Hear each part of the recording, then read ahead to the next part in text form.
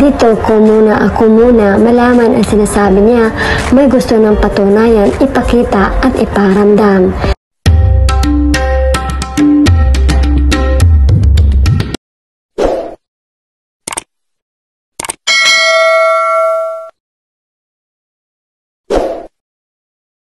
Kinabiliban talaga ng sambayanan ang pagkakonsistent ni Paolo Abilino pagdating kay Kim Chiu. Kahit sa video ay talagang masayang aktor tuwing minimension ang pangalan ng aktres. Ayon kay Pao, aside sa galing niya sa pag-arte, syempre kagandahan niya at mabait. Nagkulat ako kay Kim, mabilis siya kumilos. Usually kasi, syempre kapag may leading ladies or actress na kasama, syempre matagal mag-makeup, magbuhok. Si Kim isa sa pinakamabilis ko na katrabaho. I'm very happy, not just because parang we know Kim is a star and she always so bubbly. She maturing as an actress, but also after working with her, I like the quality, like working people who works fast and know what they're doing. Si Kim ganun, kumbaga mabilis siyang kumilos, alam niya ang script, alam niya ang gagawin, wala ang naging problema. Napansin naman ng netizens, iba ang kasiyahan ni Paolo kay Kim.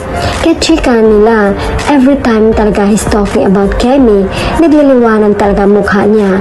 Di mo maipagkakaila yun, saya sa mukha niya pag si Kim ang pinag-uusapan.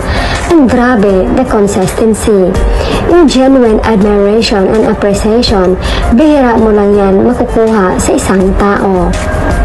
Sabi nila, hindi proud si Pao kay Kemi, di ba nila nakikita from true start from the words of affirmation na yan, sabi nga ni Pao, pag naging madaldal siya, it takes a lot of effort.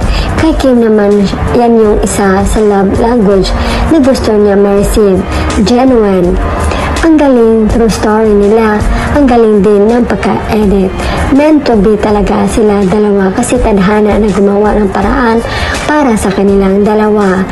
Grabe love story nila, kakaiba. Ngayon lang ako nakarinig ng kanyang love story. Sa age ko na to, ang dami ko na din nabasa sa pocketbook. Parang walang ganitong story. Nakaka-in-love talaga kayo, Kim Pao.